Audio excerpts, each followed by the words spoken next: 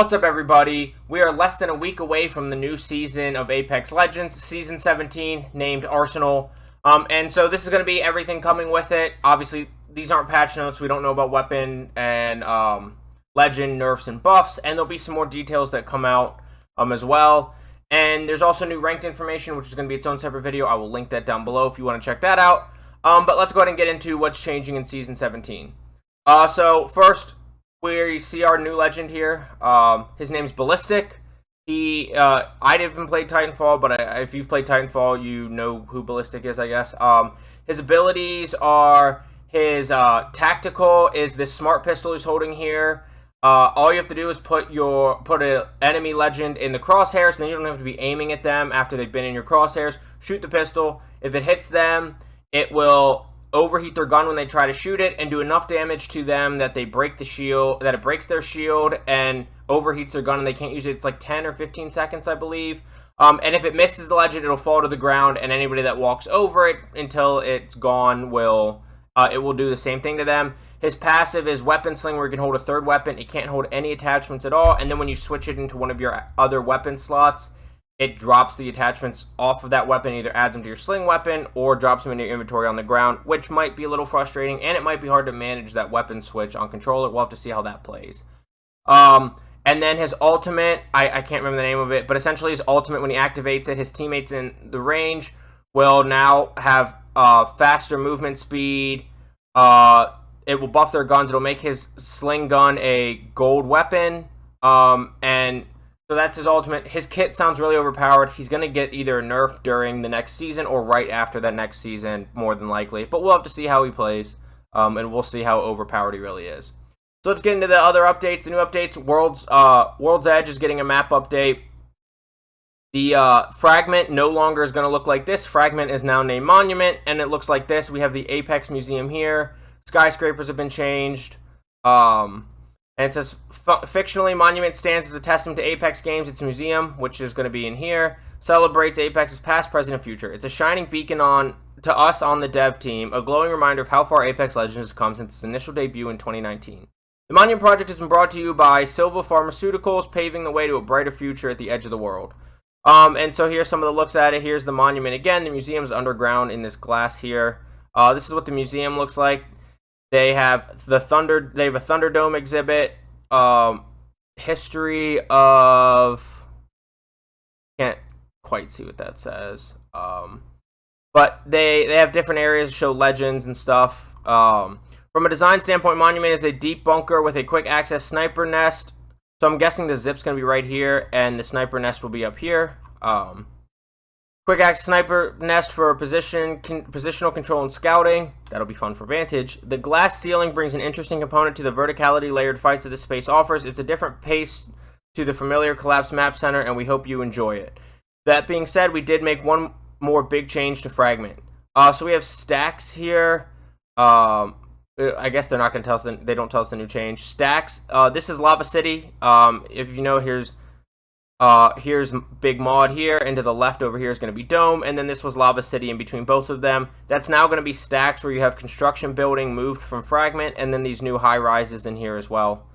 It says, built like a red velvet layer cake, stacks as a crow's nest. It's all about verticality with interconnected rooftops replacing the long-forgotten Lava City. I actually liked Lava City. I didn't mind fighting it. I liked landing there. It was a decent place to land, especially if Big Mod was too hot and ranked. You just land over in Lava City, and then you can push the fights in Big Mod. Positioned right next to Rampart's Big Mod, we planned for the counterplay here to be high. Did someone say cat and mouse? I don't know what that means. It says interconnected roofs. I'm seeing a zip line from here up to construction's roof. I'm wondering if you can get on these roofs here, if that's going to be out of bounds play. If you can get up to these roofs here, it might be OP to land here, especially if you're like Vantage and you can overlook with your ult down on a Big Mod. But we'll have to see how that plays as well. Lava updraft is no more, so if you remember, if you would jump off this edge and not use like the zip line, the lava updraft would push you back up while burning you, and then you could land back on the other side. You wouldn't just fall to the lava and die. Now all the lava is going to be walkable here. You'll be able to climb up out of here. It says, in this season, we have completely removed the vertical updraft movement system from World's Edge.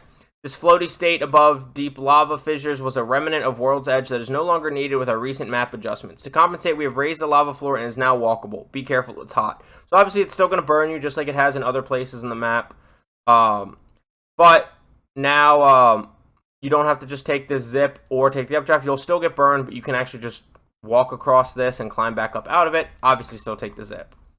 Harvester update. After removing the lava updraft, it was logical to improve the landing experience at Harvester. Threading the needle through the building's central tube will now bring players to a safe landing platform. Safe, but also surrounded by lava. The loot honeypot also provides a new shortcut. You can now catch a zipline across Harvester's circular arena from below, adding a new approach to fights here. We've also created a new vertical connection, an open window that allows players to jump from Harvester's center room to the platform below. It's a risky escape route when your squad is being pinched by predators. So you can see the zip lines now. There's a little platform down here that you can zip down into and zip back up to. I wonder if you have like Valk or Vantage or Pathfinder. I wonder if that rat spot that's inside of the middle here, I wonder if that's... No, I guess it won't be because I'm guessing they're saying the window is going to be inside that you can jump down. And once it's starting the needle through the central tube will now bring players to a safe landing platform. So that's going to be this platform. The loot honeypot also provides a new shortcut. The zip lines are here. And we also created a vertical connection, open window. So I'm guessing there's the window that was inside. You can now jump down, and that rat spot doesn't exist anymore. So that's what it looked like, and that's what it's going to look like. New vault near Skyhook. Just another vault added that's near Skyhook. The north vault is nestled in a tunnel leading to Skyhook. Vault key drops have been increased. Vault loot has been relaxed. Loba mains rejoice. Snow at Skyhook. Hammond's climatizer technology has made advances cooling the region down. Additional climate seeding towers have been installed near Skyhook to further their efforts. As a result, Skyhook has received a fresh dusting of snow, opening new pathways and injecting some life in the area. Mirage Etoile, the party POI, has left previous season's map and now has settled in World's Edge. So Mirage Etoile will no longer be on Broken Moon or Storm Point. It will only be on World's Edge, and then it's going to be permanently on World's Edge where it's at now. Weapon Mastery. Now Weapon Mastery, you can level up weapons all the way 1 through 100, but at level 20 you have to do a trial, and then you have to unlock trials to unlock the new levels, going all the way up to a level 100, and then a level 100 trial. It's essentially what it just says here. Devs are estimating 80 to 120 hours per Weapon Mastery. That's a lot of hours. I've been playing a lot of Apex in the year since I played, and I'm not anywhere near. I'm like maybe 650 hours, maybe. And so just think that's 6 weapons leveled. Maybe if it takes 120 hours, I would still be working on my 6th weapon mastery. So that's going to be a lot.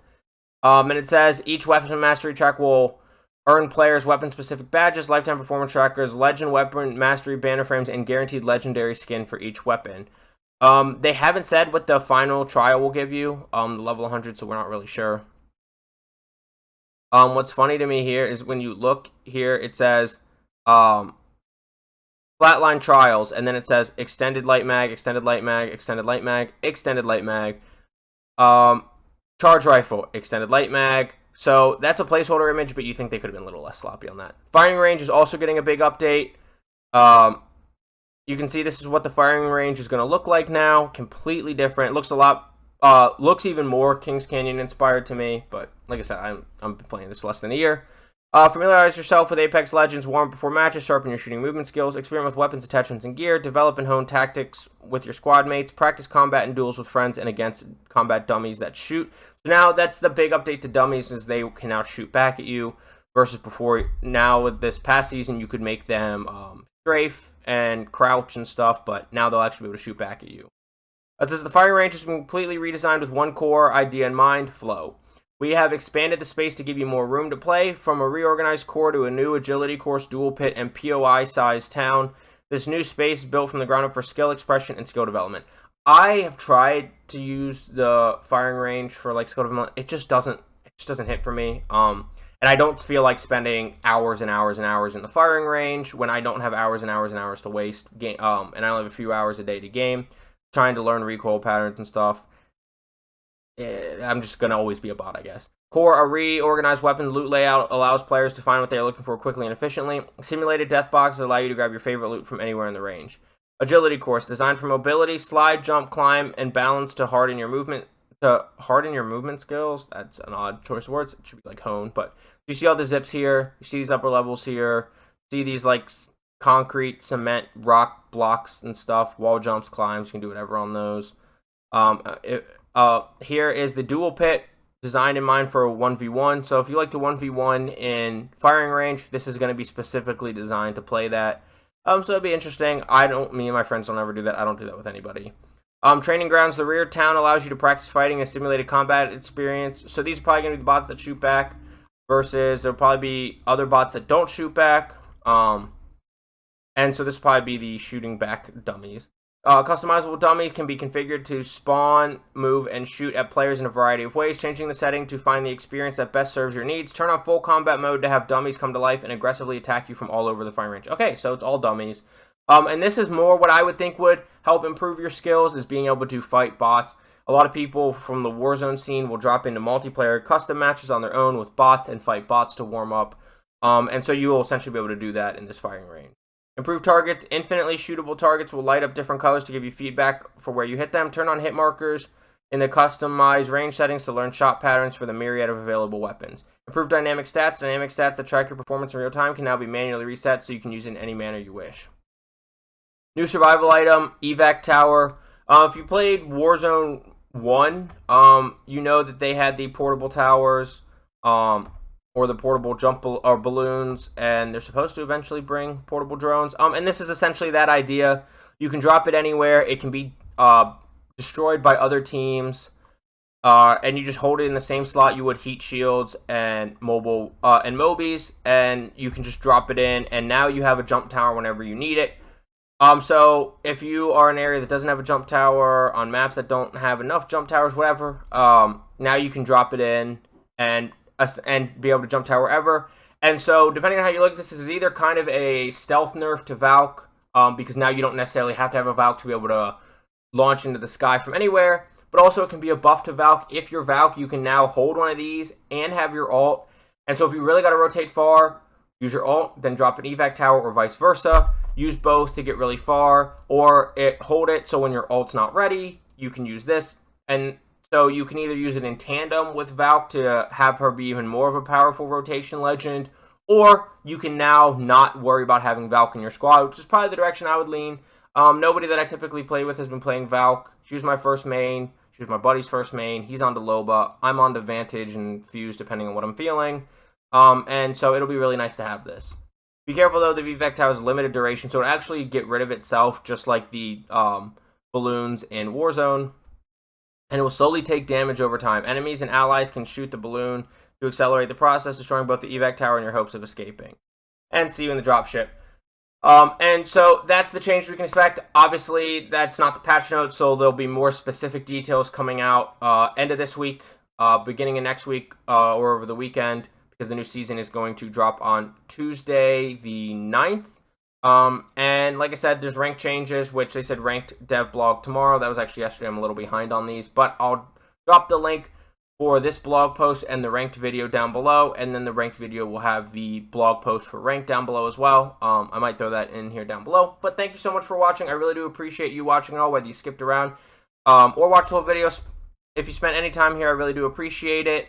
Thank you so much. Please don't forget to like, subscribe, hit that notification bell for more so you know when I upload videos. And let me know down below what you think of the new changes coming. I'm excited about the changes coming to World's Edge. I think it'll be fun to have a refresh on the map. And I really like the evac tower coming. Don't really care about the weapon mastery.